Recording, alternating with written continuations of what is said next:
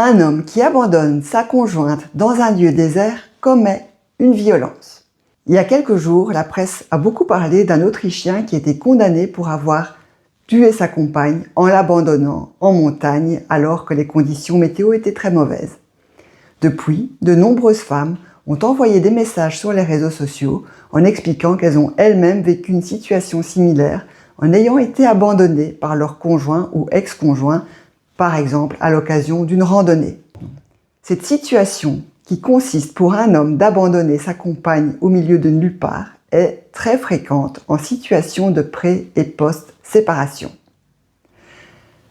Un homme abandonne une femme sur le bord de la route, au milieu de nulle part, en rase campagne. Il l'abandonne en forêt, il l'abandonne à l'occasion d'une randonnée, notamment en montagne, il l'abandonne sur une aire d'autoroute, il l'abandonne en pleine nuit dans une ville qu'elle ne connaît pas. Pourquoi est-ce de la violence? Je t'explique.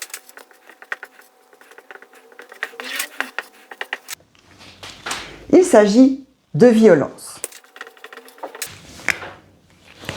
Il s'agit même de violence physique. L'homme violent te place dans une situation de danger. Il veut provoquer chez toi une peur extrême, une peur pour ta survie. Vous êtes donc bien dans une situation de violence physique. Comment ça se produit? Le schéma est toujours le même. L'homme violent produit des tensions entre vous. Puis il y a explosion de la violence. Ici, la violence est il t'abandonne brutalement dans un lieu désert. Cette violence s'accompagne de contrôles coercitifs.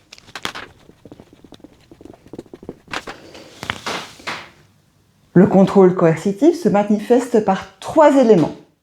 Premièrement, la privation des ressources. Tu es privé de ressources. Tu n'as pas de moyen de transport. Tu n'as probablement pas de nourriture. Tu n'as peut-être même pas d'eau. Tu n'as peut-être pas de quoi te couvrir s'il fait froid. Tu n'as peut-être pas l'équipement adéquat pour te protéger. Tu es sans ressources. Deuxième élément du contrôle coercitif, l'isolement. Tu es clairement isolé. Troisième élément du contrôle coercitif, l'épuisement. Ces situations d'abandon dans un lieu désert se produisent souvent dans une situation de grande fatigue, après une randonnée, au milieu de la nuit, dans une situation où toi-même tu es déjà affaibli et le fait d'être abandonné dans ce lieu désert va t'obliger à encore plus t'épuiser pour te sauver. Que fais-tu à ce moment-là? Qu'est-ce que tu ressens? Tu ressens évidemment de la panique, une peur extrême, tu ne sais pas quoi faire. Tu es isolé, sans ressources, épuisé. Premier réflexe que tu as, c'est appeler ton conjoint violent pour lui demander de l'aide. Et lui, très probablement, mais après un certain temps, après t'avoir bien laissé mariner dans ta situation de danger extrême, dans ta situation de grande vulnérabilité, il va probablement venir te rechercher, ou il va te donner un point de rendez-vous où vous allez de nouveau vous retrouver. À ce moment-là, on arrive dans le cycle de la violence à la situation d'explication. Dans les explications, que va-t-il faire?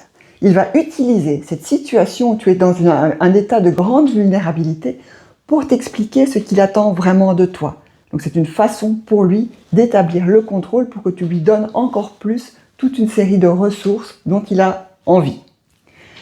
Il va aussi utiliser ce moment d'explication pour tenter de nier ces violences, pour tenter de les atténuer, en te disant par exemple « Mais évidemment que j'allais venir te rechercher, comment peux-tu imaginer que j'allais te laisser seul dans cet endroit désert ?» Donc c'est une façon pour lui d'effacer cette violence. Et toi qui es à ce moment-là affaibli, mais quelque part rassuré d'être toujours en vie, tu vas facilement l'entendre et puis va se suivre, comme chaque fois dans le cycle de la violence, d'une séquence de lune de miel. Pendant quelques instants, pendant quelques heures, pendant quelques jours, mais plutôt quelques instants, tu vas retrouver ce sentiment amoureux envers cet homme et ce qui va te faire rester chez lui. Du point de vue de l'homme violent, le fait de t'abandonner dans un endroit désert va renforcer le contrôle qu'il a sur toi. Qu'est-ce que tu vas ressentir? Qu'est-ce qui va vraiment être inscrit au fond de toi physiquement? Tu vas ressentir l'idée que sans lui, tu es en danger, que sans lui, tu ne peux rien faire. Lui seul peut te sauver. Ça va renforcer ton attachement à lui. Ça va encore plus détruire ta confiance. Tu vas penser qu'effectivement, la vie sans lui est un danger permanent. Il y a quelque chose de très profond qu'il est allé toucher en t'abandonnant. Mais en réalité, soyons clairs, dans la vie normale, si tu n'étais pas avec lui, tu ne te serais jamais retrouvé dans cette situation parce que c'est lui qui a provoqué cette situation. Dans cette situation, tu peux aussi décider de mettre fin à ce cycle de la violence en sortant. Que faire quand tu es abandonné dans ce lieu désert? Premièrement, ta sécurité. Il faut te mettre à l'abri, il faut trouver une façon de garantir ta sécurité. La façon la plus simple, c'est d'appeler les secours. Tu appelles le 112, tu te géolocalises, tu appelles le 112 et tu expliques la situation. Tu expliques que tu as été abandonné, que tu n'as aucun endroit où aller, tu es seul, etc. Petite parenthèse, le 112 fonctionne dans toute l'Union européenne.